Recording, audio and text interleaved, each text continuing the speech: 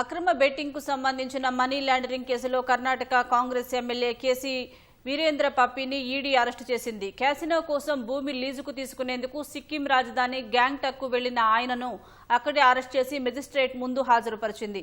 అనంతరం ట్రాన్సిట్ వారెంట్పై బెంగళూరుకు తరలించింది. ఎమ్మెల్యే వీరేంద్రతో పాటు ఆయన సోదరుల నివాసాలు, కార్యాలయాలు, క్యాసినోల్లో సోదాలు జరిపిన ఈడీ 12 కోట్ల నగదును సహా పెద్ద మొత్తంలో సొత్తు స్వాధీనం చేసుకుంది.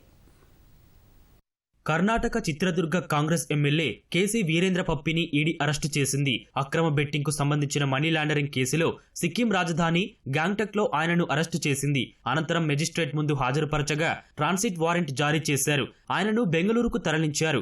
ఆన్లైన్ తో పాటు ఆఫ్లైన్ లో అక్రమంగా బెట్టింగ్ నిర్వహిస్తున్నారనే ఆరోపణలపై ఎమ్మెల్యే కేసీ వీరేంద్రపై కేసు నమోదైంది. బెట్టింగ్ ద్వారా వచ్చిన డబ్బును మనీ లాండరింగ్ కు పాల్పడ్డారనే అభియోగాలపై ఈడీ రంగప్రవేశం చేసింది.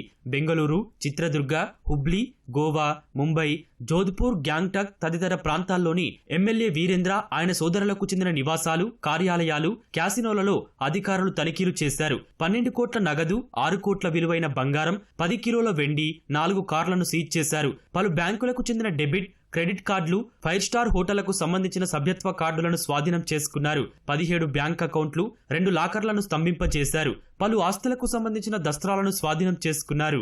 ఎమ్మెల్యే కేసీ వీరేంద్ర గోవాలో 5 క్యాసినోలను నిర్వహిస్తున్నట్లు ఈడీ తెలిపింది. ఆయనకు సంబంధించిన Ocean Rivers Casino, Ocean 7 Casino, Puppy Casino Pride, Puppy Casino Gold, Big Daddy క్యాసినోల్లో సోదాలు జరిపినట్లు వెల్లడించింది. అంతేకాకుండా King 567, Raja 567, Puppies 003, Ratna Gaming పేర్లతో ఆన్లైన్లో బెట్టింగ్ సైట్లను నిర్వహిస్తున్నట్లు ఈడీ తెలిపింది.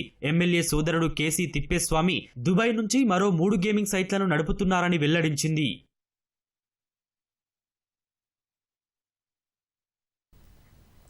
భారత్పై సుంకాల యుద్ధానికి దిగిన అమెరికాపై కేంద్రం ప్రతీకార చర్యలకు దిగింది. అమెరికాకు పోస్టల్ సేవలను తాత్కాలికంగా నిలిపివేస్తున్నట్లు ప్రకటించింది.